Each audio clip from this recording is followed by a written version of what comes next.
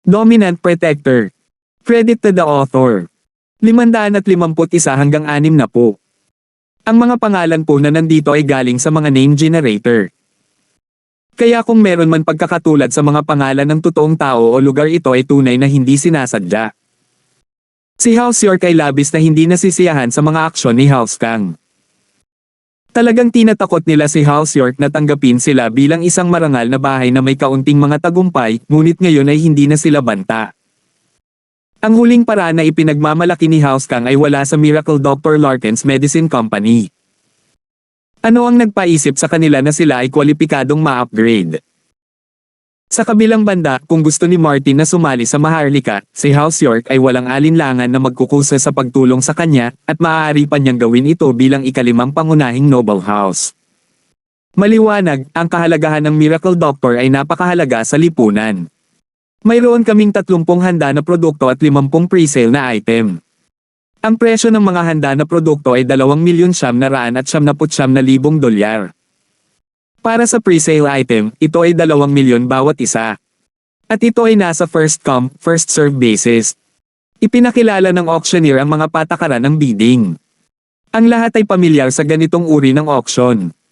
Lahat sila ay may lamesa sa harapan nila na may pulang butones. Kapag idineklara ng auctioneer ang pagsisimula ng pagbid, maaari nilang pindutin ang pindutan upang magbid para sa item. Ang mga mabilis sa kanilang mga kamay ay nakakuha ng kanilang item. Siyempre, sa ilalim ng mga kondisyong ito, walang makakasakit sa iba sa pamamagitan ng pagpindot sa pindutan ng maraming beses ng sunod-sunod. Karaniwang sinusunod nila ang mga pamantayan ng lipunan na nagbibigay ng prioridad sa mga mayayamang negosyante at mga taong may mataas na katayuan sa lipunan, at ang mga natitira ay magtabid ng patas na sumusunod sa mga patakaran. Dahil sa hindi kapani-paniwalang nakagigimbal na presyong ito, ang dalawang mayayamang negosyante ay nagmukhang tanga sa pagbili ng mga pre-sale na item sa halagang mahigit 10 milyon kahapon. Napakaraming pera ang nasayang nila para sa mga pre-sale na bagay, at narito ang mga tao, nagbebenta nito sa halagang 2,999,000 lamang para sa mga handa na produkto. Siyempre, ang presyo ay tinaasan din ni Fatty Boy sa huling minuto. Ang mga nabigo sa pagkuha ng mga item kahapon ay nakadama ng ginhawa at maswerte sa parehong oras. Natutuwa sila na hindi sila kumilos ng pabigla-bigla at lumaban hanggang sa huli, kung hindi, sila ang umiiyak. Natigilan si House Kang nalaglag ang kanilang mga panga. Wala sa kanila ang inaasahan na ang Miracle Dr. Larkin's Medicine Company ay maglalabas ng 30 handa na mga produkto na may 50 pre-sale na item. Hiyang-hiya sila sa kanilang sarili pagkatapos marinig ang balita. Misteryoso pa rin sila kahapon, 2 pre-sale na item lang ang inilalabas para i-auction. Ngunit ngayon sila ay mas na gumagawa ng produkto. Ito ba ang pagkakaiba sa mga tier sa pagitan ng dalawang bahay? Ito ay walang alinlangan na isang ganap na kahihiyan. F***Sapper, bakit nagbebenta pa rin ang mga taong ito ng mga pre-sale na item gayong hindi nila nakuha ang Millennium Snow Lotus kahapon? Saan nila ito kinukuha? Hindi na napigilan ni Gillier ang sarili habang nagmumura. Gusto niyang ibato sa kanila ang mga makukulay na profanity. Hindi ba't sobrang kahihiyan ito? Pakiramdam niya ay nag-aapoy ang mukha niya. Nanatiling tahimik si Miracle Dr. Kang, ngunit sinabi ng kanyang mukha ang lahat ng kailangan nilang malaman. Siya ay nasa napakasamang kalagayan, halos umabot sa hukay ng kawalan ng pag-asa. Ngunit saglit lang sumimangot si Polong bago biglang ngumiti at sinabing, "Lolo, Itay, nakalimutan ba ninyo ang sinabi ko kanina? Kung sabik na sabik silang mawalan ng pera, hayaan mo na. Manunood lang tayo ng maayos. Ang kailangan lang nating gawin ay ipagpatuloy ang paggawa ng magandang trabaho at hayaan silang gawin ang lahat ng gusto nila. Kung kaya nila hanggang sa susunod na taon, pagkatapos ay kumita tayo ng pera hanggang sa susunod na taon." Matapos makinig kay Polong, sabay na tinampol ng Miracle Dr. Kang at Gillier ang kanilang mga hita. Namulat sa kanila ang realisasyon. Tama si Polong. Kung sila ay sabik na mawalan ng kanilang pera, hayaan sila. Wala silang magawa para manghimasok pa rin. Mahihintay lang nila ang katapusan at sila na ang huling tumawa. Matapos itong pag-isipan, ang mga Kang ay tumira at tumingin sa paligid ng may mabigat na puso. Ang mga tao sa paligid nila ay nakikipaglaban para sa item sa sobrang galit. Naisip nila sa kanilang sarili, sige, bumili pa. Hindi na ganoon ang presyo sa susunod na taon. Nataos ang auction. Ang mga kangs ay nakadama ng kahabag-habag at hindi komportable dahil ang maharlika ay nawala ang kanilang pagkahilig para sa kanila. Masigasig nilang binati sila kahapon, ngunit pagkatapos ng auction ngayon, wala nang may pakialam man lang na bumati sa kanila. Naging malungkot sila. Bagaman nahulaan na nila ito, nalungkot pa rin sila sa kanilang mga reaksyon. Ito ay isang normal na pakiramdam para sa sinuman kapag sila ay ginagamot sa ganitong paraan. Kaya talagang mayroon kayong katulad sa Skin Beautifying Golden Creation, ha? Ito ang unang sinabi ni Trixie pagkatapos magising at kumurap sa kanyang malaki at matingkad na mga mata. Napaka-hyper niya at tuwang-tuwa sa huling bahagi ng auction at tila nakalimutan na niya ang naramdaman kanina. Natural na gamaan ang loob ni Terence nang hindi ito binanggit ni Trixie, ngunit hindi siya sigurado kung paano siya sasagutin, kaya't sumagot siya ng hindi tiyak, walang ganoon. Oo, alam ko. Special edition injury medicine ito. Tumango si Trixie. Gusto mo ba ng isa? Tanong ni Terence pagkatapos mag-alinlangan. Ayoko. Walang kwenta ang pagiging maganda, hindi man lang mapahaba ang buhay ko. Hindi interesado si Trixie sa kung ano ang kinaiinteresa ng mga normal na babae. Hindi mo ba naisip na makasama ako sa pamamagitan ng pagbibigay sa akin ng isang kahon ng nakakatuwang injury medicine? Hindi niyan mapapawalang bisa ang ginawa mo sa akin. Ahem. Nagulat si Terence. Parang hindi nakalimutan ni Trixie ang tungkol doon. Ano? Ang sinasabi ko ay umiihi ka sa buong katawan ko. Tumingin si Trixie kay Terence at nagtatakang nagtanong, ano sa palagay mo ang pinag-uusapan ko? Nang sumilip ka ba habang naligo ako, o marahil nung hinahaplos mo ang aking mga suso? Nanlaki ang mga mata ni Terence na parang naapakan ang buntot niya, halos tumalon na siya. Ang pagpili ng salita ni Trixie ay palaging napakasama.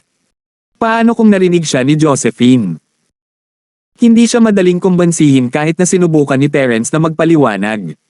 Ha! Hinawakan mo ang boobs ko at hindi man lang umamin. Pinandilatan ni Trixie si Terence. Hindi naman. I was just trying to save you when I entered the bathroom. Mahina akong sinabi ni Terence, kung gusto mong banta ako nito, magagawa mo. Paano ngayon lang? Nahawakan mo ako nang hindi sinasadya, ha? Tanong ni Trixie. Sinasadya iyon. Tumango si Terence, hindi sinusubukang itago ang katotohanan. Ngayon umamin ka na. Nakaramdam si Trixie ng pagmamayabang. Sa wakas ay mayroon siyang dapat pagbabantaan kay Terence. So ano? Nagkibit balikat si Terence, ngunit alam niyang hindi tama ang kanyang ginawa. Wala, babalik lang ako at sasabihin kay Josephine na hinawakan mo ako. Banta ni Trixie. Hindi siya maniniwala sa iyo, wala kang ebidensya, sabi ni Terence. Oo, kinunan ko ito ng litrato. Inilabas ni Trixie ang kanyang telepono. Sumasakit ang ulo ni Terence ngunit malamig pa rin siyang nakatitig kay Trixie. Ayoko kapag pinagbabantaan ako ng mga tao. Serious mode, nakakatamad. Nakita ni Trixie na nagiging seryoso si Terence, kaya itinago niya ang kanyang telepono. Fine then, I won't threaten you. You have to compensate me, right? I was a virgin, you know. Hindi na ako pure ngayong nahawakan mo na ako. Virgin ka pa. Inis si Terence. Paano ito nabilang na hindi malinis? Wala akong pakialam, marumi ako ngayon, kailangan mo akong gantihan.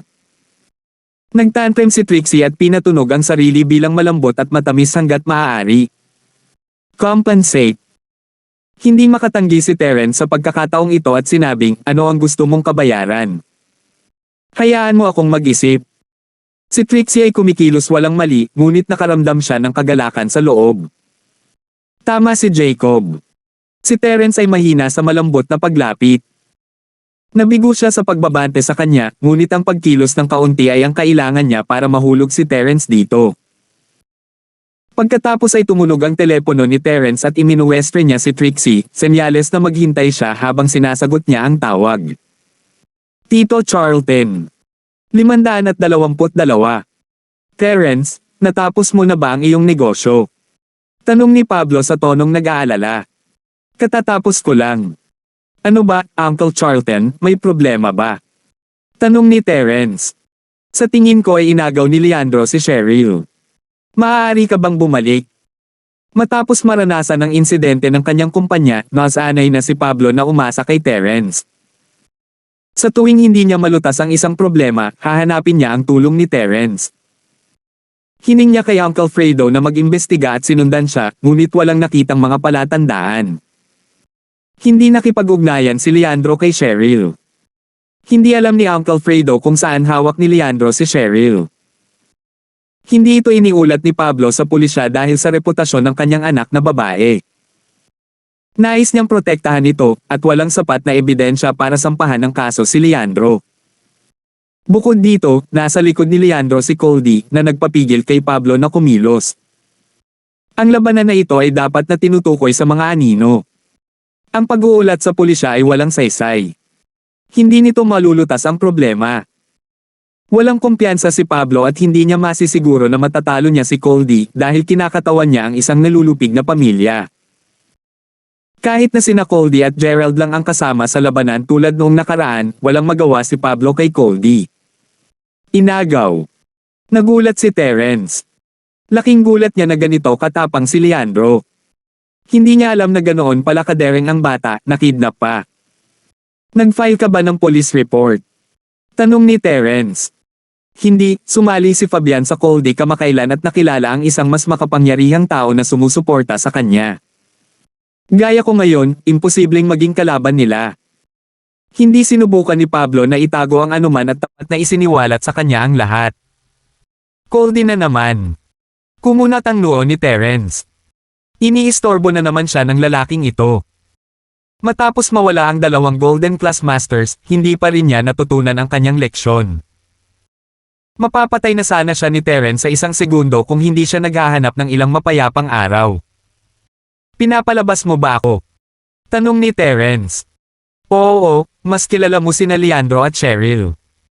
Mas mabuti kung mahahanap mo si Cheryl nang hindi inaalerto. Sinabi ni Pablo, ang mga bagay ay komplikado. Bibigyan kita ng brief ang pagdating mo dito. Sige, babalik ako mamayang gabi, sagot ni Terence. Pagkatapos ibaba ni Terence, nagtanong si Trixie, babalik ka na ba? Narinig kong sinabi mong kidnap, sino ang kinidnap? Umuwi muna tayo. Hindi ko rin alam ang detalye. Kinawayan ni Terence ang kanyang kamay. Aalis na ako. Hindi mo ba hinihintay na bumalik ang tatay ko? Gusto niya talagang makilala ang kanyang manugang. Ayaw ni Trixie na umalis si Terence ng ganoon kaga. Ito lang ang pagkakataon niya, kahit na mas close na sila ngayon. Ngunit tiyak na magbabago ang mga bagay kapag bumalik sila sa paaralan. Hindi ngayon. Walang oras si Terence na mag-alala tungkol kay Trixie. Bagamat walang dahilan si Terence para protektahan si Cheryl, hindi niya kayang baliwalain siya, hindi ba? Gayunpaman, hindi siya sigurado kung bakit siya ipinadala para bantayan si Cheryl. Wala siyang ideya kung ano ang dapat niyang gawin. Ilang beses na niyang tinanong si Pablo, ngunit binigyan lang siya ni Pablo ng hindi tiyak na mga sagot na walang tunay na kahulugan. At ang sagot ni Cheryl ay tiyak na siya ang kanyang kalasag. Siyempre, hindi naniniwala si Terence na ganoon kadali ang kanyang misyon ngunit wala siyang pagpipilian. Kaya, si Terence ay parang mayordomo sa kanila, tinutulungan si Pablo sa kanyang kumpanya, tinutulungan ang pang-araw-araw na buhay ng batang Miss sa pag-aalaga sa matalik na kaibigan ng batang Miss, si Yasi. Iniabot niya ang kanyang tulong sa kanilang lahat. Ginagampanan pa nga niya ang papel na yaya ng mga kabataang babae, minsan ay bodyguard nila, at palaban pa sa paaralan. Ngunit sa paglipas ng panahon, nasanay na si Terence. Tiyak na komplikado ang misyon na ito. Pakiramdam niya ay wala siyang ginawa kundi abala sa lahat ng oras. Kung hindi sinabi ng kanyang matanda na ang misyon na ito ay kikitain siya ng sapat na hindi na niya kailangang magtrabaho muli sa buong buhay niya, matagal na siyang umalis sa trabahong ito. Kailangan talagang alagaan ang dalaga. Hindi siya pwedeng iwan ni Terence habang may masamang nangyayari sa kanya. Dahil hindi na ito tungkol sa kung sino ang kanyang amo ngayong kaibigan na niya ang mga babae at may nararamdaman para sa kanila. Lahat sila ay nakatira sa iisang bubong at kung sila ay nasa panganib, si Terence ay tutulong sa kanila. Natapos na ang auction, ngunit kailangan pa ring ayusin ang negosyo, lalo na ang mga mamimili at nagbebenta. Parehong kailangang manatili sa likuran. Pagkatapos magpaalam ni Terence kina Martin at Fatty Boy, lumipad siya pabalik sa Starfield. Ang mga tiket sa eroplano para sa klase ng ekonomiya ay ganap na naibok. Business class na lang ang natitira, pero si Uncle Fredo na mismo ang nag-book ng tiket. Pagkababa, nakita ni Terence si Uncle Fredo na naghihintay sa kanya sa entrance ng airport. Uncle Fredo. Naglakad ng mas mabilis si Terence. Mr. Linford, malamang na ito ay isang mahabang paglalakbay. Paumanhin ni Uncle Fredo. Pasensya na at nagmamadali kang bumalik. Huwag mag-alala, may problema si Cheryl. Kailangan kong bumalik. Hindi inakala ni Terence na ganito ang magiging reaksyon ni Uncle Fredo. Sa katunayan, nakonsensya si Terence sa pag-alis kay Cheryl. Kung hindi siya aalis, hindi mahihirapan si Cheryl. Kasalanan niya ang lahat. Bagamat hindi sinabi ni Pablo na kailangan niya maging bodyguard ni Cheryl, sapat na ang pagiging tagasunod, at ang pagiging tagasunod ang dahilan kung bakit napakakomplikado ng kanyang trabaho. Hinihintay ka ni Mr. Charlton. This way, please. Walang masyadong sinabi si Uncle Fredo. Alam niyang hindi ito ang lugar niya. Nakaparada ang Bentley ni Uncle Fredo sa parking lot ng airport. Sa pagtataka ni Terence, naghihintay sa kanya si Pablo sa kotse. Tila siya ay sabik at naiinip na makilala si Terence. Terence, makinig sa recording na ito. Binuksan ni Pablo ang pinto at iniabot sa kanya ang isang audio recording pen. Tumango si Terence, pinindot ang button, at agad na narinig si Leandro. Hello, Tio Charlton. Naitala ito nang bumisita si Leandro sa kanyang opisina. Ito ang tanging katibayan na mayroon si Pablo. Hindi na niya kailangang ipaliwanag ang buong sitwasyon dahil ginagawa ito ng mahusay ng recording pen. Pagkatapos makinig sa recording, napakunot ang noo niya. Leandro had the balls to touch Cheryl. Tito Charlton, ano ang sinasabi mo? Kinailangan munang alamin ni Terence ang plano ni Pablo. Inimbestigahan ito ni Uncle Fredo. Si Cheryl ay wala sa bahay ni Leandro, at ang kanyang mga galaw ay ganap na normal, pagpunta sa paaralan at pag-uwi, sabi ni Pablo. Akala ko makikilala niya man lang si Cheryl, pero hindi. Ha! Kung ganoon ay malamang okay si Cheryl. Nanatiling tahimik si Terence ng ilang sandali bago sumili ang ngiti sa kanyang mukha. Oh! Bakit mo nasabi yan? Nagulat si Pablo. Hindi niya inaasahan na si Terence ay napakasigurado. 553. Mula sa paraan ng pagsasalita sa recording, sa tingin ko ay wala pang nagawa si Leandro kay Cheryl. Mas kilala ni Terence ang personalidad ni Leandro kaysa kay Pablo. Siguro sinusubok lang niya ang reaksyon mo. At saka, noong aalis na siya, pinaalalahanan ka pa niyang mag-isip ng mabuti ng ilang beses. Talaga. Hindi tanga si Pablo. Napagtanto niya ang mahalagang punto ng buong pag-uusap na ito matapos itong ituro ni Terence. Tama ka, medyo tuso si Leandro. Sinusubukan lang niya ang reaksyon ko. Malamang okay lang si Cheryl, pero kung nakilala ko siya bilang manugang ko, nag-aksyon na siya. Sa kabilang banda, kung hindi ako sumang-ayon at gusto kong matalo ang lahat, tiyak na tatalikuran niya ang kanyang plano. Pero sinabi niya na magiging okay siya sa kulungan, bakit? Naging malaki lang siya. Umismid si Terence, kahit nakilala niya ang tanggang Coldy at Master Bing na iyon, lubos akong nagdududa na tatayo si Coldy para sa kanya. Mula nang matapos ni Terence ang 2 Golden Class Masters ng Coldy, malinaw na tumahimik si Coldy sa malaking margin. Naiisip ni Terence ang nararamdaman Coldy para sa kanya. Magkahalong puot at takot ang mga ito, ngunit wala siyang magawa kay Terence. Kaya kapag si Terence ay nasa paligid, si Coldy ay hindi magiging handal para maghanap ng gulo para sa kanyang sarili. Ginagamit lang ni Leandro ang pangalan ni Coldy para kumilos ng mahigpit. Tumango si Pablo. Mas nakikita ng manunood ang laro ng chess. Nakikita ko, kaya hinihintay talaga ni Leandro ang sagot ko dahil walang saysay na makilala niya si Cheryl noong nag-aalangan pa ako. Malamang. Tumanggaw si Terence. Ibig sabihin ba niya na kahit anong desisyon ang gagawin ko, pupuntahan pa rin niya si Cheryl? Kung ganoon, maaari na lang natin siyang sundan para malaman kung nasaan si Cheryl, sabi ni Pablo. Oo, pero istorbo pa rin ang batang ito kapag nandyan siya, bakit hindi kunin ang pagkakataong ito para? Huminto si Terence.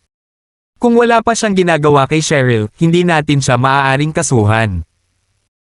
Umiling si Pablo habang nakangiti ng pilit. Paano kung aksidente? Mahinang tanong ni Terence. Isang aksidente. Naunawaan ni Pablo ang ibig sabihin ni Terence. 3 lang ang tao sa loob ng sasakyan, at sila ang kanyang pinagkakatiwalaang mga kaalyado, kaya sinabi ni Pablo ng totoo, maaaring aksidente ito, ngunit tiyak na ituturing ako ni Fabian ang dahilan ng aksidenteng iyon. Ang kasalukuyang industriya ng Pablo ay hindi pa handang makipag-away. Natakot si Pablo kay Coldy. Kung namatay si Leandro, mababaliw si Fabian at hihingi ng tulong kay Coldy. Magkasosyo sila sa negosyo kaya mahirap sabihin kung papansinin na lang sila ng Coldy pagkatapos makakuha ng sapat na benepisyo mula kay Fabian. Bagamat hindi baba ang katayuan ni Pablo, si Coldy ay ang pinunong boss sa ilalim ng mundo ng Starfield. Kung magkaharap sila, hindi magiging maganda ang resulta. Okay. Malamig nang umiti si Terence at nag-isip ng plano. Gagawin kong walang kaugnayan sa atin ang aksidenteng ito. Kung ito ay isang tipikal na pagpatay, hindi iyon gaanong pakialam ni Terence, ngunit ngayong nagpasya na si Terence na magretiro sa lugar na ito, hindi siya maaaring kumilos ng pabigla-bigla, hindi ba? Madali lang ang pagpatay kay Leandro. Hindi man lang siya natakot dito, ngunit kung nagdulot siya ng mga hindi kinakailangang problema para kay Pablo, kung gayon siya ay nabigo. Magaling. May tiwala si Pablo kay Terence, alam niyang gagawin niya ang lahat para magawa ang kanyang misyon. Pag-usapan natin sina Cheryl at Yasi. Makipag-ugnayan ba tayo kay Leandro para masundan natin siya kung saan niya sila hawak? No need, I think I have a rough idea of where the miss are. Ngumiti si Terence. Oh, nasaan sila? Nagulat si Pablo. Hindi niya alam na matukoy ni Terence ang lokasyon ni na Cheryl at Yasi. Mount. Daungan. Sinabi ni Terence, si Shu ay nagpadala sa akin ng isang mensahe kahapon na nagsasabing sila ay patungo sa Mount. Daungan. Noong panahong iyon, akala ko ay maayos sila ngunit ngayong binanggit mo ito, sa palagay ko ay doon sila gaganapin. Pupunta tayo doon ngayon. Matapos malaman kung nasaan ang kanyang anak na babae, tumalon siya sa kanyang mga paa at nontog ang kanyang ulo sa kisame bago niya napagtantong nasa loob pa rin sila ng kotse. Sinabi niya kay Uncle Fredo, pumunta ka agad sa Mount. Daungan. Magkasunod na nagising sina Cheryl at Yasi. Ang malakas na sigaw ni Cheryl ang nagpagising kay Yasi. Natarante pa rin si Yasi nang magising siya at kinusot ang kanyang mga mata at mahinang sinabing, Cheryl sis, bakit ka sumisigaw? Nananaginip ka ba? Hating gabi pa lang, madilim sa labas, hayaan mo akong matulog ng kaunti pa. Yasi, gumising ka, wala tayo sa bahay. Niyugyug ni Cheryl si Yasi, nag-aalala at pinipilit itong mamulat. Ha! Sa wakas ay lumabas si Yasi mula sa manipis na ulap matapos mapilang at sinabi sa gulat, ano? Ang lugar na ito. Bakit napakadilim? Bakit hindi kita makita? Hindi ko rin alam. The moment I woke up, nandito na tayo. Hindi naman gaanong natakot si Cheryl kay Yasi sa tabi niya. Noong una, akala ko rin ay nasa bahay kami, ngunit pagkatapos ay nahawakan ko ang mabatong lupa. At nawala ang aming mga telepono. Ganap kaming naputol sa labas ng mundo. Hinawakan ni Yasi ang sahig at tinapik ang kanyang mga bulsa. Ito ay eksakto tulad ng sinabi ni Cheryl. Mabato ang lupa at nawala ang kanyang telepono. Ngunit mas matapang siya ng kaunti kay Cheryl sa dilim at sinabing, Cheryl sis, hindi ba kasama natin si Leandro pumunta dito sa kuweba? Baka nasa kuweba pa tayo. Namulat ang realisasyon kay Cheryl nang maalala niya ang mga pangyayari hanggang sa puntong ito. Tama, pumunta sila sa kuwebang ito kasama si Leandro, ngunit hindi na niya maalala ang sumunod na nangyari. Hindi kaya may nakasalubong sila sa kuweba. Nandito ba si Leandro at ang kanyang kaibigan? Tanong ni Cheryl. Hindi ko alam, hindi ko sila nakikita sa paligid. Bakit hindi tayo tumayo at tumingin sa paligid? Si Yasi ay ipinanganak na matapang at hindi natakot. Gustong pumayag ni Cheryl sa mungkahi ni Yasi, ngunit medyo natakot siya. Si Cheryl ay pinakakinatakutan ng hindi kilala sa dilim. Bagamat alam niyang wala doon, ang hindi kilala ay natakot pa rin sa kanya. Kung gayon, Cheryl sis, hintayin mo ako dito, babangon ako at tumingin sa paligid. Nagsalita si Yasi na may kalmadong saloobin, ngunit siya ay isang babae pa rin. Hindi siya ganap na walang takot, mas matapang lang. Tere sabay na tayo. Lalong natakot si Cheryl na pabayaan siya ni Yasi. Hinawakan ni Cheryl ang kamay ni Yasi habang ginalugad nilang dalawa ang kuweba sa dilim. Di nagtagal, natagpuan nila na sila ay nakulong sa isang maliit na espasyo. May lamang batong pader at isang pinto, isang metal na pinto ng seguridad, ngunit ito ay nakasara ng mahigpit. Sinubukan ni Yasi na itulak ang pinto at pinahihit ang knob, ngunit hindi gumagalaw ang pinto. Nakalock ito. 554. Sa isang sulok ng nakakulong na espasyo, mayroon lamang isang backpack na puno ng mga irregularly sized na plastic box. Dahil hindi makapasok ang liwanag, hindi masyadong maaninag ni Yasi, ngunit sigurado siya na walang ibang tao maliban sa dalawa sa kuweba. Sa puntong ito, napagtanto nilang malamang niloloko sila ni Leandro. Kung hindi, 4 sa kanila ang dapat makulong sa kuwebang ito. Nasaan sina Leandro at Stanley? Cheryl sis, si Leandro siguro ang nagkulong sa atin dito. Galit na sabi ni Yasi. Kaya niya tayo dinala dito, para ikulong niya tayo. Yasi, ito ang pagkakamali ko. Masyado akong naniwala sa kanyang mga salita. Nakagat ni Cheryl ang pang-ibabang labi na pagtanto na siya ang itinayo ni Leandro. Sinadya niyang dinala silang dalawa sa bundok, pinatalsik sila, at ikinulong sila sa nakakulong na lugar na ito. Ang kamukha ni Cheryl ay isa lamang malaking matabang kasinungalingan na nilikha ni Leandro. Cheryl sis, hindi mo ito kasalanan. Alam kong miss na mismo na ang nanay mo. Pagdating sa ganitong sitwasyon, makakasagabal ang iyong damdamin sa iyong rasyonalidad. Hindi sinisi ni Yasi si Cheryl. Sa halip ay inaliw niya ito ng isang ngiti.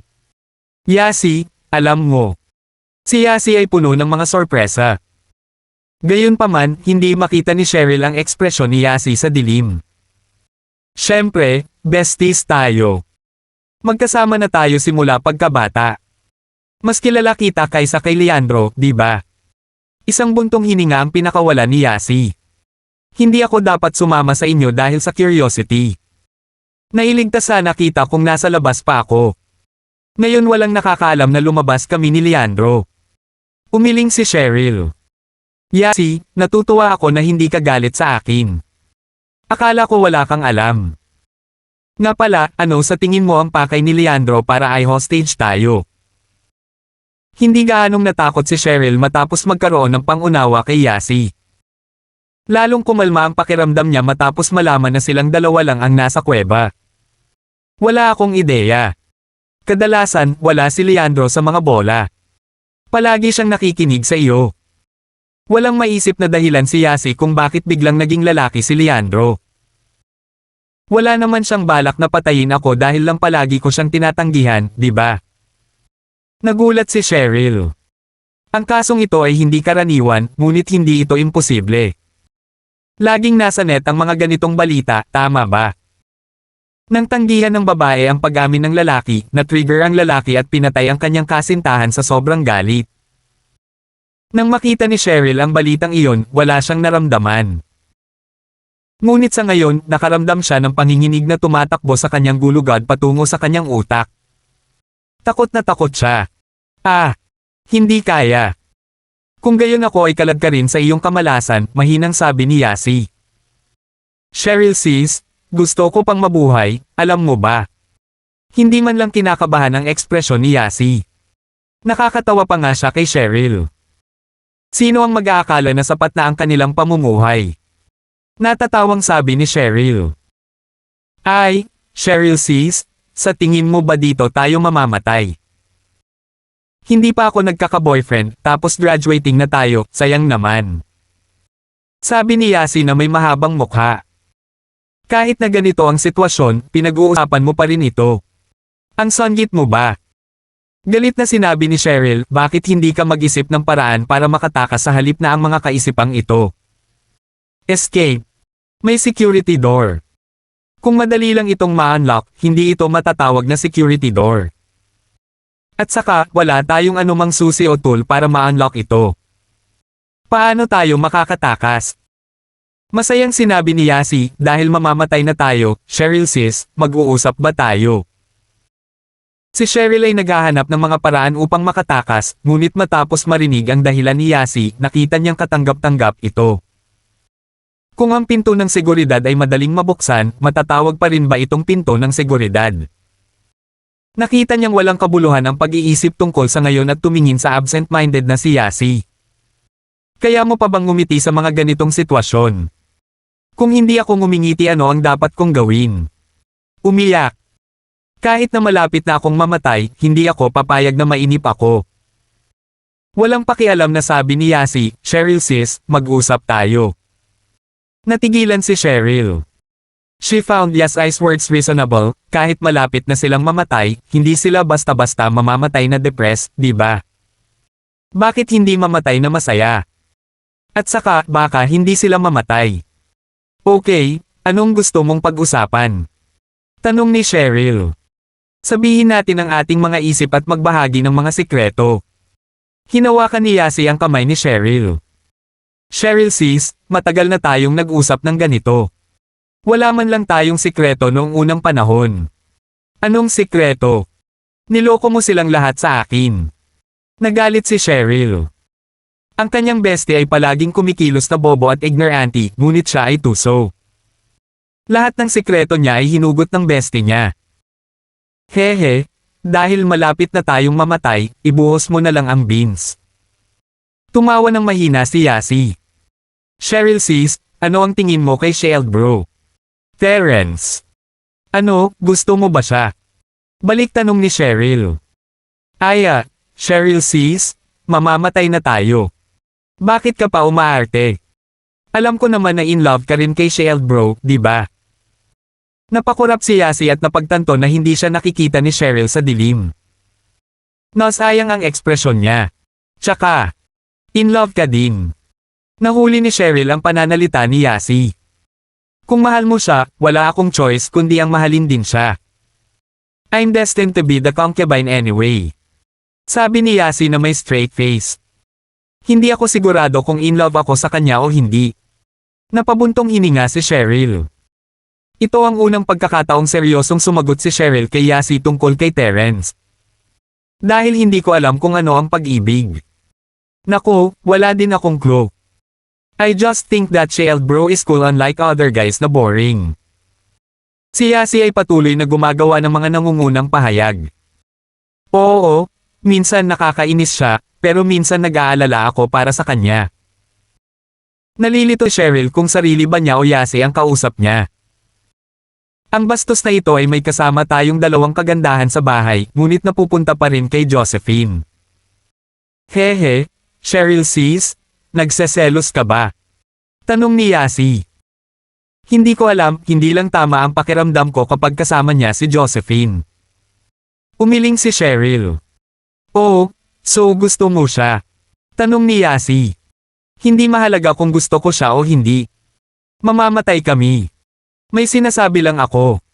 Natawa si Cheryl sa sarili. Yasi, mahirap ba talaga akong lapitan? 555. Hindi, sa tingin ko si Cheryl sis ang pinakamagaling. Naikuyom ni Yasi ang kanyang kamao. Magtiwala ka, Cheryl sis. Ibabalik ko sa iyo ang puso ni Shield bro sa lalong madaling panahon. Malapit na tayong mamatay, ano ang ibinabalik mo? Tumawa si Cheryl. Yasi, nagsisisi ka ba? Dahil lang sa wala kayong nasimulan ni Terrence. Mamamatay na tayo, hindi ba huli na ang lahat?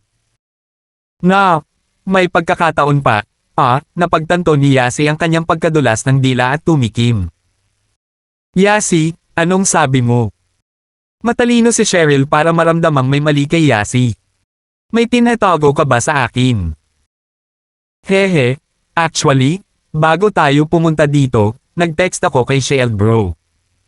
Sinabi ko sa kanya na nasa Mount. Daungan tayo. Kapag nalaman niyang wala na tayo, talagang hahanapin niya tayo. Hindi na ito naitago ni Yasi matapos siyang tumambad kay Cheryl, ibinuhos niya ang sitaw para lang hindi siya pahiyapan ni Cheryl mamaya. Ikaw bastard, bakit hindi mo sabihin sa akin ng mas maaga? Nag-aalala ako. Tinakat mo ako. Galit na galit si Cheryl at sinubukang sakalin si Yasi. Sasakal kita hanggang sa mamatay.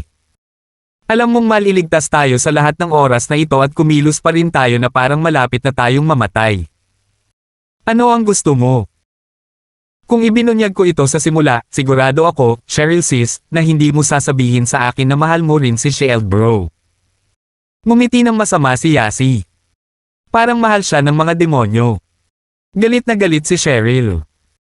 Nagsisinungaling lang ako sa'yo, okay, para lang aminin mo na mahal mo siya. Alam kong darating siya para iligtas tayo.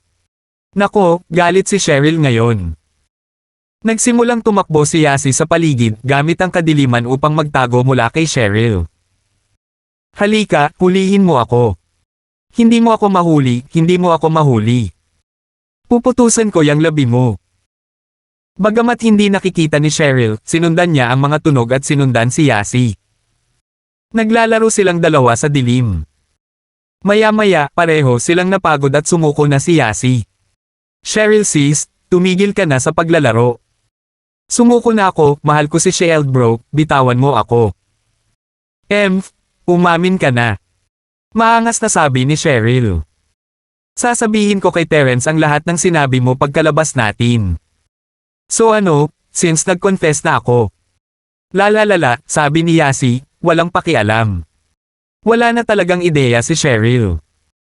Wala siyang magawa dahil talagang umamin na si Yasi kay Terence. Wala pang kinakain silang dalawa simula kagabi. Halos 5 oras na ang lumipas, at nagsimulang kumakilam ang tiyan ni Yasi. Cheryl sis, gutom ako at nauuhaw. Gusto kong kumain. Maghintay ka pa. Hindi ka ba nag-text kay Terence?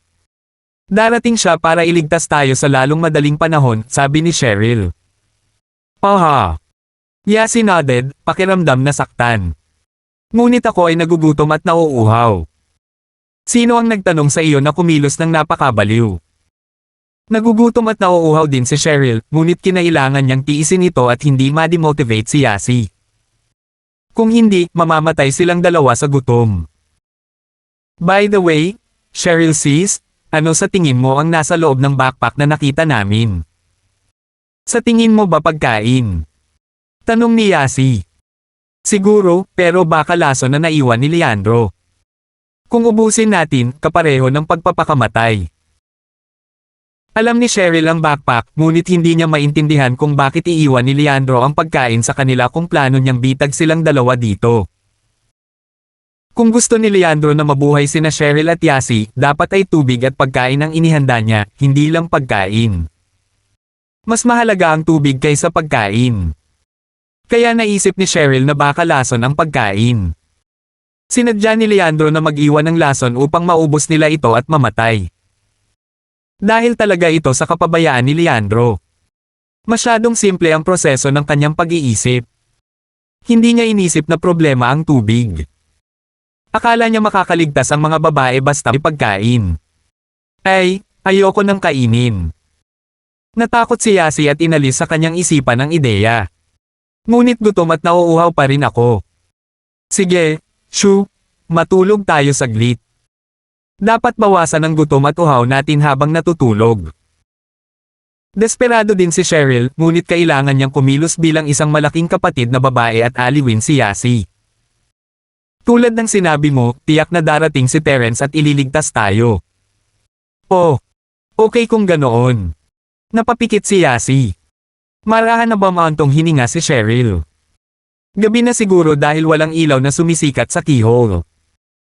Naalala ni Cheryl na nakaharap sa labas ang security door, kaya kung umaga ay nakita na niya ang view sa labas.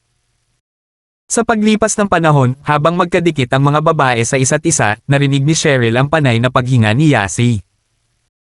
Alam niya na sa wakas ay nakatulog na si Yasi.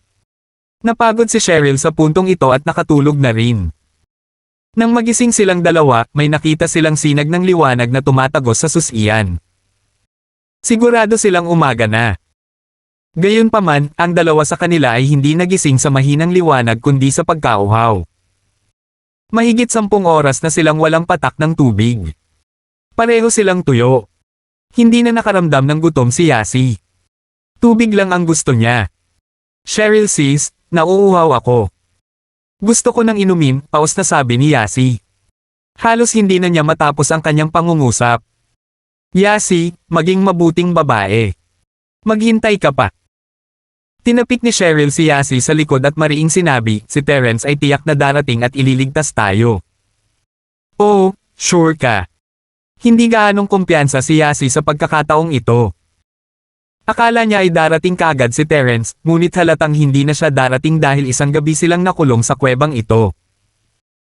Hindi siya sigurado sa aktwal na oras, ngunit sigurado siya na ito ang pangalawang araw nila sa kuweba. Oo, tatanggalin ko siya kapag hindi siya dumating. Aliw ni Cheryl. Gustong sabihin ni Yasi na kung hindi siya darating, paano mo siya tatanggalin? Ngunit pinigilan niya ang kanyang sarili na gawin iyon dahil si Terence na ang kanilang huling pag-asa. Ayaw niyang mapatay ang tanging pag-asa niya. Cheryl sis, mamamatay na ba tayo?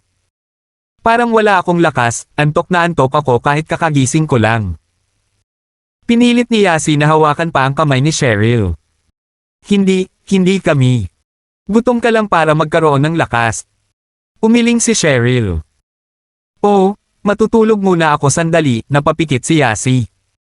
Hindi siya makatulog sa kabila ng kanyang pagod at antok na antas sa kanilang mga taluktok. Kumikilam ang kanyang tiyan at nasusunog ang kanyang lalamunan. Nasa sakit si Cheryl, ngunit alam niyang nawala na ang buong tiwala ni Shu, habang siya mismo ay hindi dapat mawala ng lahat ng pag-asa. Dapat maging optimistic siya. Kung pareho silang nawalan ng pag-asa, talagang tapos na sila. 556. Cheryl sis, ano ang gagawin mo sa sandaling makatakas ka sa lugar na ito? Hindi makatulog si Yasi at nagsimulang magsalita muli. Hindi ko alam pero alam kong nagsasalita ka at lalo kang mauuhaw. Paalala ni Cheryl. Mas mabuting takpan mo ang iyong mga labi. Oh. Cheryl sis, pumuputok ang labi ko. May lip balm ka ba? Nagsalita ulit si Yasi. Hindi. Sabi ni Cheryl, sinabi ko sa iyong itigil mo na ang pagsasalita, hindi ba pwedeng makinig ka na lang? Sa wakas ay nakinig si Yasi kay Cheryl at tinikom ang kanyang bibig. Muling nakatulog ang dalawa. Nang magising sila, wala nang liwanag na nagmula sa susian. Alam nilang madilim sa labas. Cheryl sis, malapit na talaga akong mamatay. Sa tingin mo ba nakuha talaga ni Cheryl bro ang text ko? Walang pag-asa na sabi ni Yasi. Ginawa niya. Nagpanik si Cheryl ngunit kailangan niyang maging malakas at kalmado si Yasi. Hindi ko na kaya, malapit na akong mamatay. Cheryl sis, hindi ko na kaya. Napapikit si Yasi. Yasi, tiyak na darating si Terence at ililigtas tayo. Inaliw ni Cheryl si Yasi ng may kasalanan. Sabihin mo sa kanya na ibalik niya ang bangkay ko pagdating niya, ayaw kong manatili sa ligaw ang bangkay ko. Mahinang sabi ni Yasi. Pinagpawisan si Cheryl. Yasi, itigil mo na ang pagsasabi ng kalokohan. Kung hindi siya tututol, maaari niyang gamitin ang aking patay na katawan para bumaba.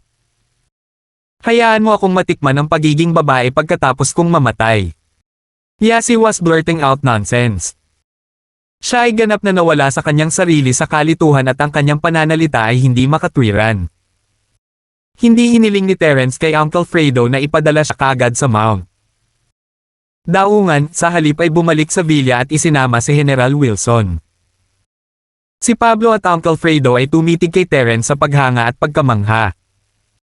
Hindi nila naisip na gamitin ang aso para hanapin ang mga babae.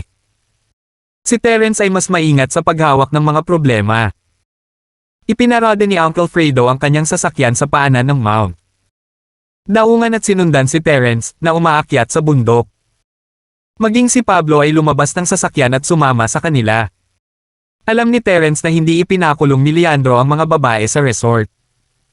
Mga tanga lang ang gagawa ng katangahang desisyon. Magsisigawan sana ang mga babae para humingi ng tulong kung sila ay nakulong sa resort. Kahit na napuno ng bulak ang kanilang mga bibig at hindi sila makasigaw ng tulong, baka pumasok ang mga janitor para linisin ang gusali, kaya napakataas ng panganib. Naniniwala siya na hindi ganoon katanga si Leandro at hindi siya kikilos ng walang pag-iisip.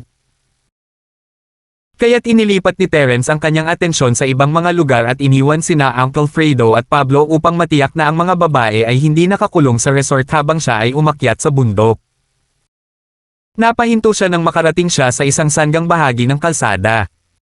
Bagamat maraming turista dito, kakaunti ang nag-explore sa sanggang ito sa kalsada. Mapanganib na tuklasin sa direksyong ito dahil may mas mataas na posibilidad na makatagpo ng mga ahas sa tinidor. Bukod dito, walang sino man ang makakagarantiya ng kaligtasan ng isang tao sa tag-araw.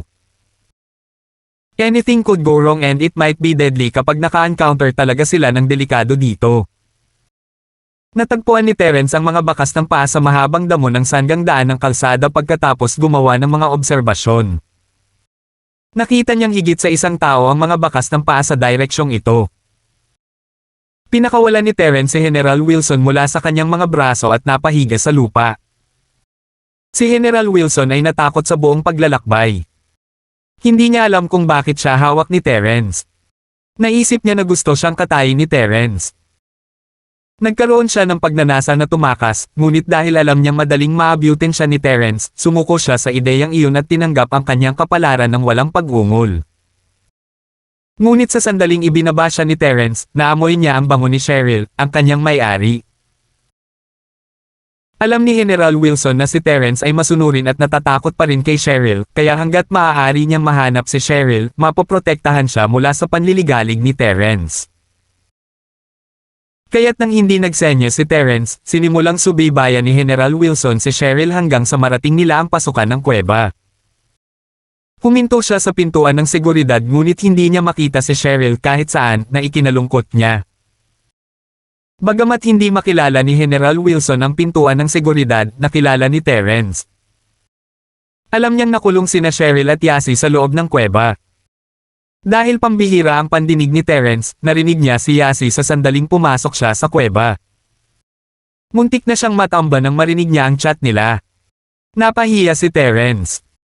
Ang takbo ng pag-iisip ni Yasi ay talagang isang uri. Hindi siya sa necrophilia at wala rin siyang kakaibang mga anting-anting. Tuyumubo si Terence at kumatok sa pinto. Cheryl, Yasi. Oh, Cheryl sis. Sa tingin ko malapit na akong mamatay sa pagkakataong ito. Nag-hallucinate ako. Parang narinig ko ang boses ni Shield bro. Semi-conscious na sabi ni Yasi. Terence, ikaw ba yan? Si Cheryl ay gutom at nauuhaw, ngunit mayroon pa rin siyang talino tungkol sa kanya. Narinig niya ang boses ni Terence at sumigaw.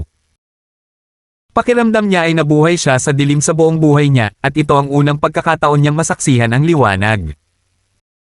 Tuwang-tuwang sinabi niya kay Yasi, Yasi, nandito ang Shield bro mo para iligtas ka. Ha? Cheryl sis? Huwag kang magsinungaling, nag-hallucinate yata ako. Sabi ni Yasi, saka bumangon. Talaga? Hindi ako nag-hallucinate. Tumingin si Terence sa pintuan ng seguridad at sa paligid. Hindi na niya kailangang pigilin ang kanyang lakas dahil mag-isa lang siya. Itinaas niya ang kanyang paa at sinipa ang pinto. Nakayuko ang pinto ng seguridad pagkatapos ng isang sipa. Ito ay isang sipa na pinigilan ni Terence dahil ayaw niyang lumipad ang pinto at masugitan ang mga mist. Matapos marinig ang kaluskos ng pinto ng seguridad, sa wakas ay naunawaan na ni Yasi. Shield bro.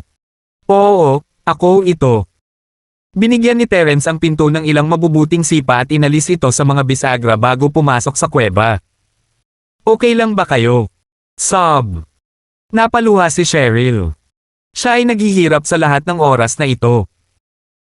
Natakot siya ngunit alam niya na kailangan niya maging huwaran kay Yasi, kung hindi, mawawalan ng pag-asa si Yasi na mabuhay, kaya tiniis niya ito at hinintay na dumating si Terence.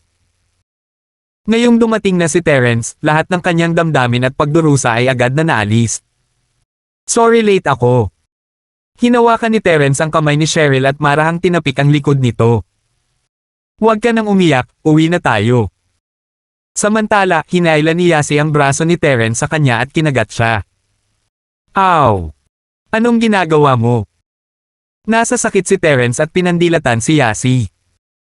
Naku, hindi ako nananaginip, akala ko nananaginip ako, alam mo ba? Dumating talaga si Shield bro para iligtas tayo. Ang mukha ni Yasi ay mas maliwanag at mas masigla kaysa dati. Oo, narito ako para iligtas at hindi ako sabik na may asterisk may bangkay. Naina si Terence sa pagkagat kay Yasi. Bakit ako kinakagat nitong babaeng ta? Bakit niya ako ginagamit bilang test subject? Sa lahat ng sakit at pagkabigo na naipon, nagpasya siyang ilantad si Yasi. Natigilan si Yasi at nanlaki ang mga mata. Narinig mo iyon? Maliban na lang kung bingi ako. Hindi nakaimik si Terence. Humagalpak ng tawa si Cheryl. Sobrang kahihiyan ni Yasi. Hinayaan pa niyang marinig ni Terence ang pinaka-nakakahiya na bahagi.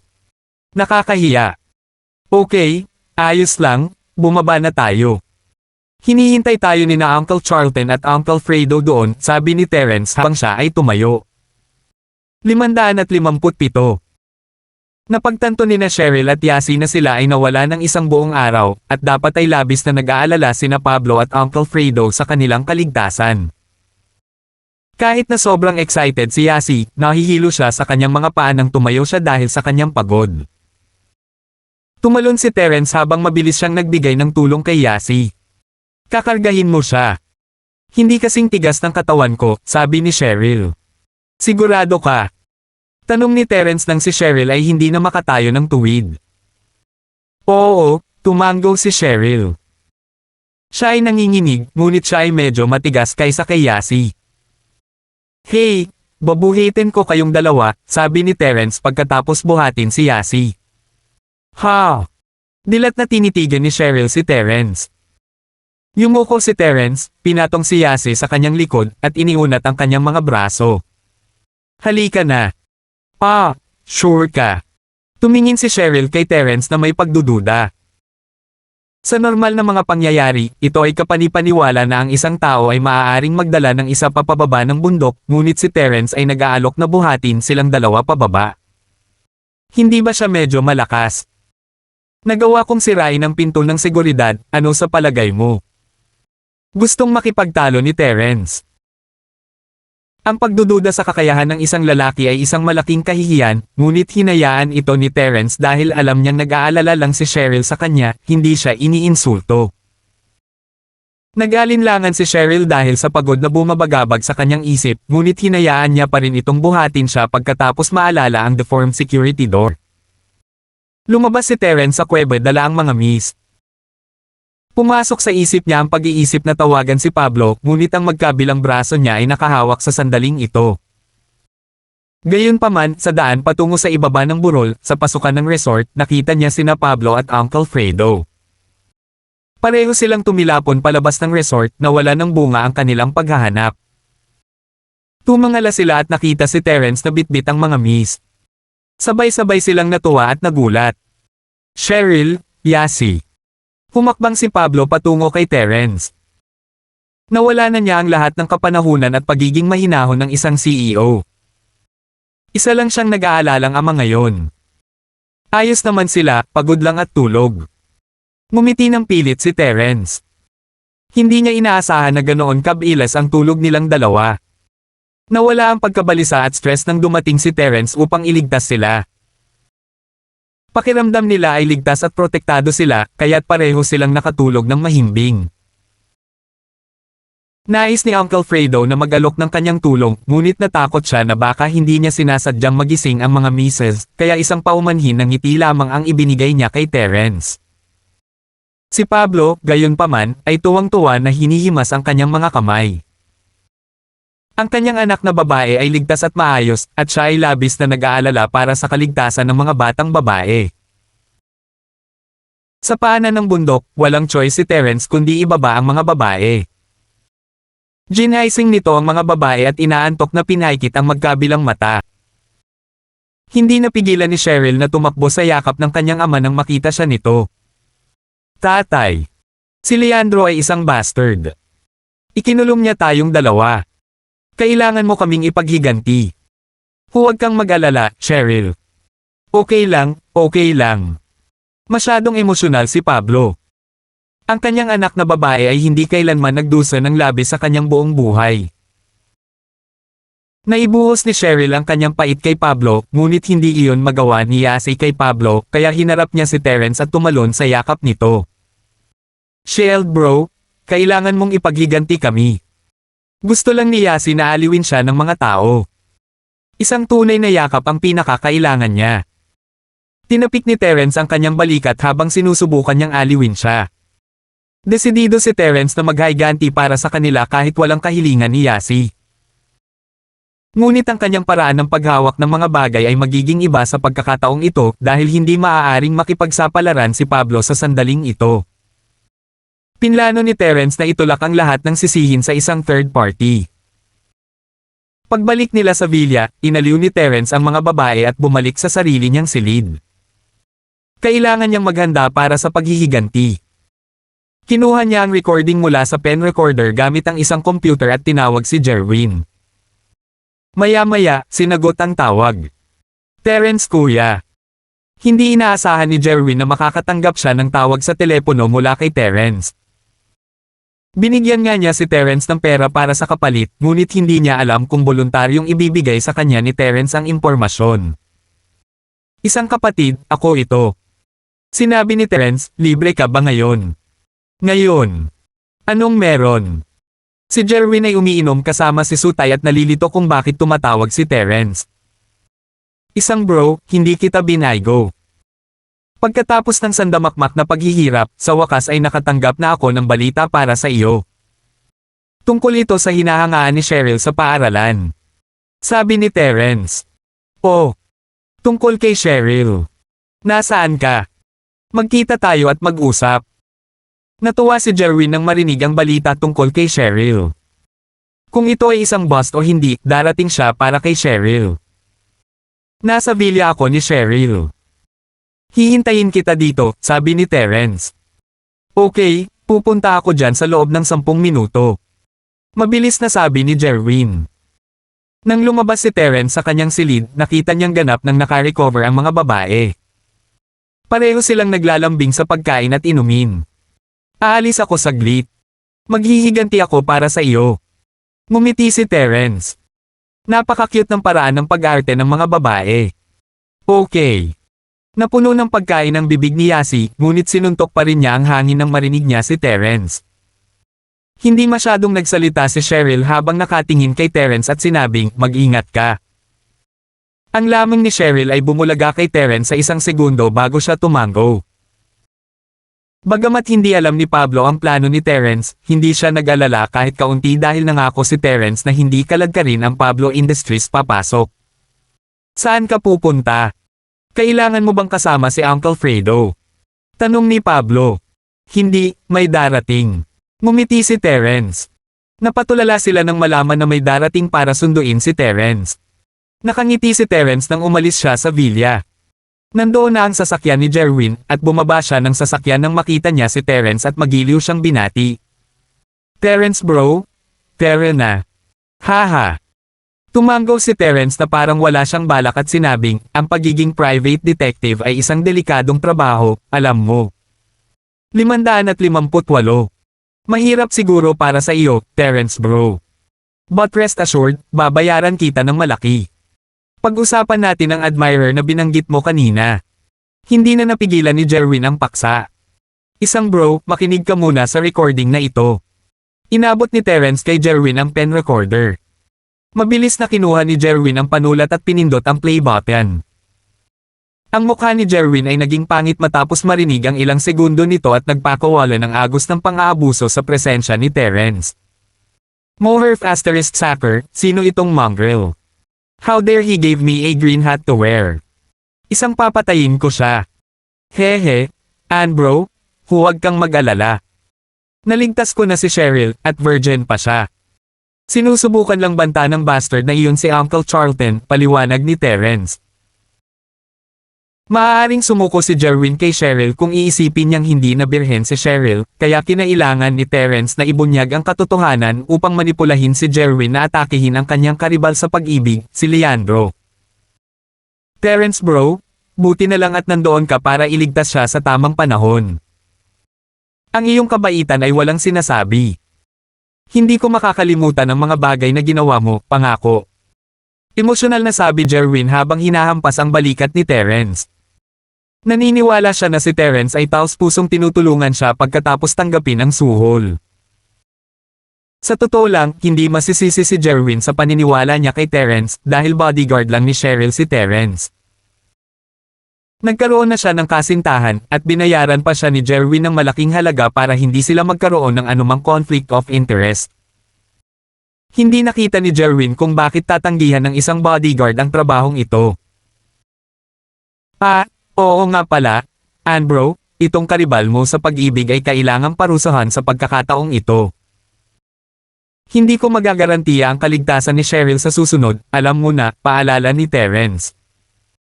Tama ka, tiyak na parurusahan ko siya. Ang lakas ng loob niyang hawakan ang Cheryl ko. Ngumisi si Jerwin. Ano nga ulit ang pangalan niya? Sabihin mo, papatayin ko siya bukas. Leandro. Ipapadala ko sa iyo ang kanyang larawan mula sa aking telepono. Pagkatapos ay ipinadala ni Terence ang larawan kay Jerwin sa pamamagitan ng Bluetooth. Terence bro, gusto sana kitang i-treat ng pagkain, pero ngayong kababalik lang ni Cheryl, dapat manatili ka sa villa at protektahan siya. Sinabi ni Jerwin, kailangan kong bumalik sa bahay at maghanda para sa paghihiganti. Sisiguraduhin kong tretuhin kita sa susunod. Hindi problema ang pagkain. Pag-usapan natin ang bayad. Ngumiti si Terence at tumingin kay Jerwin. Walang problema. Mas naging bukas palad si Jerwin sa pagkakataong ito dahil nagawa ni Terence ang isang bagay na hiniling niya. Magdedeposito ako ng 10 milyon sa iyong account bukas. Hey, salamat, kuya. Ngumiti si Terence at hindi tinanggihan ang pera. Ang 10 milyon ay walang halaga kay Terence, ngunit sino ang tatanggi sa pera? Pinili niyang magnakaw hanggat maaari kay Jerwin. Nagpasya si Pablo na manatili ng gabi sa villa sa unang pagkakataon, nakakagulat. Sina Cheryl at Yasi ay nagplano na magpahinga ng maayos at laktawan ng paaralan sa susunod na araw. Sa katunayan, gusto ni Terence na manatili sila sa villa hanggang matapos ni Jerwin ang trabaho. Pumunta si Leandro sa paaralan sakay ng taxi gaya ng dati. Walang naibigay ang mukha ni Leandro, ngunit nawawala na siya ng pasensya. Ano ang ginagawa ni Pablo? 2 araw na ang nakalipas mula nang makontak niya ito. Oo hindi, dapat mag-reply man lang siya diba? Pagkababa ng taxi, pumakbang siya papunta sa entrance ng school ngunit hinarang siya ng 4 na lalaking muscled. Nagtanong ang isa sa kanila, ikaw ba si Leandro? Anong gusto nyo? Natakot si Leandro. Naguguluhan siya pero alam niyang hindi masyadong maganda ang mga bagay dito kaya parang gusto niyang tumakas. Gayunpaman, pinalibutan siya ng kalamnan sa bawat direksyon. Hindi siya makatakbo. Ang lalaking nagtanong sa kanya ay ikinumpara pa siya sa larawan sa kanyang kamay at tumango sa kabilang kalamnan. Hinawakan siya ng mga lalaki at kinaladkad papunta sa malapit na truck ng tinapay. Nakaupo si Jerwin sa passenger seat. Napatingin siya sa nahuli na si Leandro at nabalisa. Holy F***, how dare he have the balls to touch my Cheryl? Putulin ang kanyang kidney, pahirapan siya, at ipadala siya sa 7 Hells. Sa kanlurang bahagi ng Starfield, sa likod ng isang landfill, itinulak si Leandro sa isang basement ng 4 na lalaking may kalamnan. Napuno ng amoy ng disinfectant ang buong basement.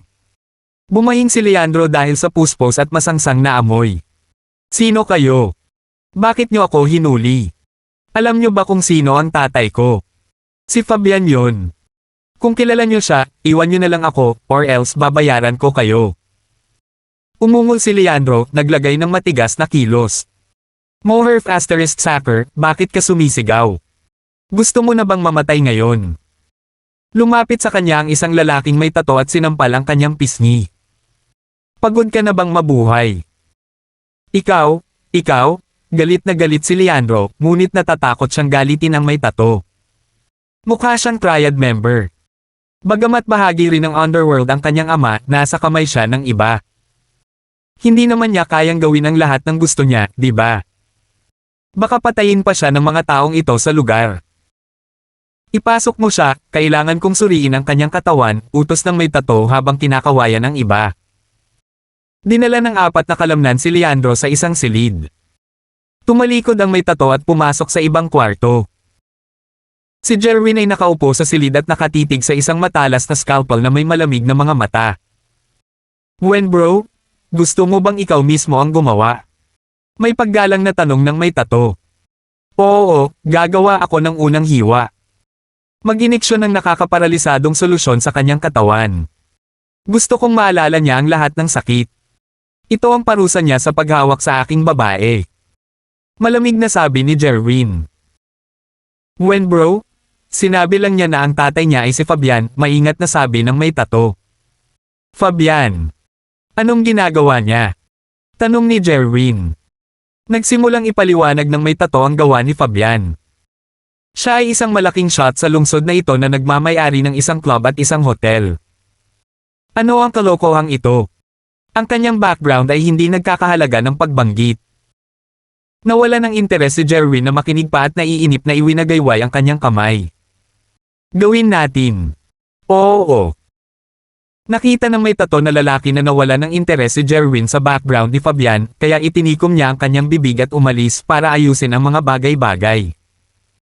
Isang hindi kilalang gamot ang itinurok sa katawan ni Leandro. Nakaramdam siya ng manhid at panghihina, diretsyong bumagsak sa kama. 550. Kahit na paralisado na siya sa kama, may malay pa rin siya. Nakatingin pa rin siya ng diretso sa mga mata ng mga taong nasa harapan niya. Naririnig niya ang mga ito, ngunit hindi siya makagalaw o makapagsalita ng kahit isang salita. Walang saysay ang pagsigaw ng tulong dahil walang tunog na nanggagaling sa kanyang lalamunan. Maya-maya, dinala siya sa operating table, at natakot siya. Gusto man niyang sumigaw at pilan, hindi niya magawa. Siya ay may ganap na kamalayan, ngunit ang kanyang utak at katawan ay hindi konektado. Ang kanyang katawan ay hindi nakikinig sa kanya. When bro? Tapos na akong maghanda. Maaari kang magsimula anumang oras. Magalang na sabi ng may tato kay Jerwin. Pumasok si Jerwin sa operation room, tinitigan si Leandro na nakahiga sa operating table na puno ng puot na mga mata. This was Starfield City, touch my woman. Pagbabayaran kita sa pagiging masungit. Alamin ang iyong sariling lugar, magsasaka. Paano ako magsisimula? Lumapit si Jerwin kay Leandro na may hawak na scalpel. Leandro was petrified. Hindi niya alam kung ano ang nangyayari. Sinubukan niya ba akong patayin? Hindi niya alam kung paano niya ginawa ang gulo na ito na naging kaaway ng napakalakas na tao. Gusto niyang sumigaw ng tulong ngunit hindi niya magawa. Pinilit ni Leandro na ipikit ang kanyang mga mata, ngunit hindi rin siya nakikinig sa kanyang mga talukap. When bro? Gumawa ka lang ng cut sa puntong ito. Humigit kumulang ganito ang haba. Payo ng nakamaskara na si Rohano. Sige. Tumango si Jerwin. Sa kanyang pananaw, naisip niya na ang haba ng hiwa ay hindi talaga mahalaga. Habang mas mahaba ang hiwa, mas matindi ang sakit na natamo kay Leandro. Ang surgeon na iyon ay isang mamamatay tao, kaya hindi siya nabalisa kahit kaunti. Wala siyang pakialam kung patayin siya ni Jerwin. Sa katunayan, 80% ng mga taong inoperahan sa operating table na ito ang namatay, kaya hindi gaanong inintindi ng surgeon. Moherf asterisk Sacker. Tandaan mo ito. May mga bagay na hindi mo kayang hawakan ng magsasaka. Kung maglakas loob kang hawakan muli si Cheryl, papatayin kita. Inis na tinitigan ni Jerwin si Leandro. Tatanggalin ko na ang isang kidney mo bilang parusa sa pagkakataong ito. Kung may susunod pa, magpaalam ka na sa utak mo. Naunawaan na rin ni Leandro. Ang lalaki ay naghihiganti kay Cheryl. Ngunit paano at kailan nakilala ni Cheryl ang halimaw na ito? Isa kaya ito sa affairs ni Pablo? Gusto siyang pigilan ni Leandro sa pamamagitan ng pagsigaw ng "If you have the balls." Ngunit ito ay kanyang imahinasyon lamang. Ni kahit isang salita ay hindi siya makapagsalita. Whoosh! Hindi pinansin ni Jerwin si Leandro at ayaw makinig sa kanyang paliwanag dahil sinimulan niyang himayin si Leandro. Labis ang sakit ni Leandro. Namula ang mukha niya, pero wala siyang magawa. Isaisip mo ito. Hindi magiging ganoon kasimple ang mga bagay sa susunod kung maglalakas loob kang hawakan ng Cheryl ko. Muli. Umalis si Jerwin sa operating room pagkatapos niyang mag-Leandro. Nais ni Jerwin na pahirapan pa si Leandro sa pamamagitan ng pagputol sa kanya ng ilang beses, ngunit natakot siya na baka aksidente niyang masira ang bato, kaya tumigil siya. Ang isang bato ay maaaring ibenta ng hindi bababa sa ilang daang libo. Ito ay madaling pera. Mabilis na tinurok ng surgeon si Leandro ng pampamanhid nang lumabas si Jerwin sa silid, maaaring mamatay si Leandro sa sakit kapag hindi binibigyan ng anestesya habang inaalis ang bato. Wala siyang naramdaman ng kumalat ang gamot sa kanyang dugo at nagsimulang magkabisa ang gamot. Ang surgeon ay medyo bihasa sa kanyang trabaho. Mabilis niyang pinutol ang bato.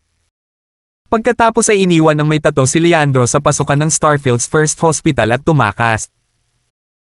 Ayaw ni Jerwin na gawing komplikado ang mga bagay, kaya pinili niyang huwag patayin si Leandro at binigyan siya ng pangalawang pagkakataon. Tinawagan ng ospital si Fabian at ipinaalam ang kalagayan ng kanyang anak.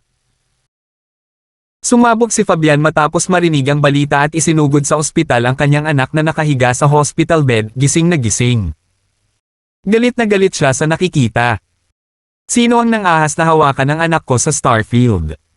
Pagod na ba sila sa buhay? Napaluha si Leandro nang makita ang kanyang ama. Naputol ang kanyang bato nang walang dahilan. Bakit inilabas ng Diyos ang kanyang galit sa kanya? Paano siya naging normal na tao matapos mawala ang isa niyang kidney? Higit sa lahat, hindi pa rin niya alam kung sino ang umaatake sa kanya. Tay, kailangan mo akong ipaghiganti. Nawalan ako ng kidney nang walang dahilan, nakakapanghinayang. Umiyak si Leandro. Sino ang gumawa nito? Papatayin ko ang buong pamilya niya. Galit na galit si Fabian. Nag-iisang anak lang siya. Paanong hindi siya magagalit? Hindi ko alam. Hindi nila ako pinakinggan at diretsyong itinulak ako sa operating table, nag-inject ng pampamanhid, at tinanggal ang aking bato. Humihikbi si Leandro, ngunit binalaan ako ng lalaki na huwag hawakan si Cheryl, sinasabing dapat akong lumayo sa kanya hanggat maaari. Oh! Cheryl! Nagulat si Fabian. Pwede ba si Pablo? Hindi pwede. Pumapatol ka lang sa anak niya. Wala siyang dahilan para tanggalin ang kidney mo, di ba? Ito ay dapat na siya o kahit papaano ay konektado sa kanya. Ako. Ayaw sabihin ni Leandro sa kanyang ama ang totoo habang nagdadalawang isip siya, ngunit isiniwalat pa rin niya ito sa kanya. Umagos ang dugo sa mukha ni Fabian. Medyo matapang ang anak niya, di ba? Naglakas loob siyang agawin si Cheryl. Pinuntahan pa niya si Pablo. Gusto sana ni Fabian na pumasok sa opisina ni Pablo at makapaghiganti, ngunit pagkatapos makinig sa paliwanag ni Leandro, tumahimik siya. Sa totoo lang, kasalanan ng kanyang anak ang pagkidnap kay Cheryl, ngunit hindi ba medyo lumampas ang pag-alis ng kidney? Maaari lang niyang bugbugin siya o mabali ang isang paa niya. Sobra na ang pag-alis ng kidney. Bagamat nagtatrabaho siya para kay Master Bing, hindi pa rin niya kayang harapin si Pablo ng mag-isa. Maaari lamang siyang humingi ng tulong kay Coldy dahil direktang nagtatrabaho si Fabian sa ilalim niya. Maaaring ipaghiganti man lang ni Coldy ang kanyang anak para sa kanya, hindi ba? Sinabi ni Fabian sa kanyang anak na kaya pa niyang mawalan ng kidney at inutusan ang kanyang anak na manatili sa ospital hanggang sa ganap itong gumaling habang siya ay umalis. Siyempre, alam ni Leandro na hindi lang siya mamamatay sa mawalan ng atay, pero hindi naman niya basta-basta matatalo ito ng hindi naghihiganti, di ba? Naunawaan niya na hindi siya gaganap ng maayos sa kama at mabibigo siyang mapabilib ang mga babae sa hinaharap, ngunit walang silbi na ma-depress tungkol dito ngayon. Siya ang nagkusa sa paghihiganti. Nasa kalagitnaan ng honeymoon, ang relasyon ni Fabian at Coldy, kaya kapag gusto siyang makilala ni Fabian, hindi niya ito tatanggihan.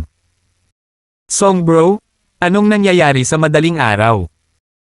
Ang pagtanggap ni Coldy kay Fabian sa kanyang bar ay nagbigay ng malaking paggalang kay Fabian at binigyan siya ng sapat na mukha. Natigilan si Fabian. Kumusta kaninang madaling araw? Hapon noon. Ngunit matapos maalala na nagtatrabaho si Coldy sa isang bar, ang kanyang oras ng trabaho ay naiiba sa iba kaya pinili niyang huwag magkomento. 506 na po. Coldy bro, nasa paligid ba si Master Bing? Dahil sa sigasig ni Coldy, naging optimistiko si Fabian tungkol sa paghihiganti. Si Master Bing ay may kasama ang 3 sisiw kahapon. Malamang natutulog pa siya, casual na sabi ni Coldy. Wala siyang balak sabihin dito ang totoo dahil itinuring niya itong partner. Hehe, sobrang lakas. Nakakabilib ang stamina niya. Nag-thumbs up si Fabian habang pinupuri si Master Bing. Siyempre, siya si Master Bing. Ngumiti si Coldy. Song bro, may negosyo ka ba kay Master Bing? Hindi ko na siya kailangang istorbohin. Coldy bro, ikaw lang mag-isa ay higit pa sa sapat para hawakan ang kaso ko. Pambabala ni Fabian. Sabihin mo sa akin ang tungkol dito. Si Coldy ay hindi nadala sa pambabala, sa halip ay nagtanong tungkol sa problema. Coldy bro, sumobra na si Pablo sa oras na ito. Kailangan mo akong tulungan. Umupo si Fabian sa harap ni Coldy at kumulog, maaaring aso na ako ni Master Bing, ngunit hindi man lang siya nagpapigil sa kanyang pag-atake. Masyadong malayo ang kanyang mga aksyon. Oh, Pablo Charlton. Mahina akong tanong ni Coldy. Ang aking anak na lalaki, si Leandro, ay sinasaktan lang ang kanyang anak na babae, si Cheryl, ngunit dahil lang doon, ang isa sa kanyang mga bato ay natanggal. Hindi mo ba iniisip na siya ay katawa-tawa? Ginawa niya ang parehong Master Bing at ikaw, Coldy bro. Galit na sabi ni Fabian. Teka, anong sabi mo? Natanggal ang kidney niya. Nagulat si Coldy. Naniniwala siya na gagawin ni Pablo ang lahat para sa kanyang anak kundi ang magtanggal ng kidney. Imposible iyon, hindi ba? Bukod sa pagbanggit ng mga bato, naisip ni Coldy ang ibang lalaki. Sigurado ka bang si Pablo iyon? Wala akong ebidensya pero sigurado ako dito. Nagreklamo si Fabian, sinabi ng aking anak na binalaan siya na huwag lumapit kay Cheryl, kung hindi, ang kanyang buhay ay nasa malaking panganib. Kaya dapat ay si Pablo. Walang iba kundi siya. Ganun ba? Tumanggaw si Coldy. Sige, maaari ka nang umalis. Tatalakayin ko ang bagay na ito kay Master Bing mamaya. Si Coldy ay tuso. Hindi siya mangangako ng anuman kay Fabian kahit na si Fabian ay kanyang kampan ngayon. Coldy bro, kailangan mo akong tulungan. Si Pablo ay sumobra sa oras na ito. Nagsimulang magpanik si Fabian matapos na walang makitang reaksyon mula kay Coldy. Hindi siya katapat ni Pablo kaya walang saysay na labanan siya ng mag-isa. Okay. Kung ito talaga ang ginagawa ni Pablo, tiyak na ipaghihiganti ka ni Master Bing, mataimtim na sabi ni Coldy. Gusto ni Master Bing na duminahin ang Pablo Industries, kaya wala siyang pakialam na tulungan si Fabian na labanan si Pablo kahit kaunti. Maaari pa niyang bigyan ng pabor si Fabian sa pagtulong sa kanya. Sige, uuwi ako at hihintayin ang iyong magandang balita. Si Fabian ay hindi makapagpatuloy sa pakikipagnegosasyon dahil natutulog pa si Master Bing. May malaking nangyari sa bahay ni Jacob. May dumating sa kanyang tea house para guluhin ang kapayapaan. Plano sana ni Jacob na makipagkita kay Terence, ngunit dahil umalis si Terence patungong Iron Lake at hindi niya alam kung nakabalik na siya sa Starfield, walang choice si Jacob kundi harapin ang paparating na problema ng mag-isa. Si Mr. Kang ay isang matapat na negosyante.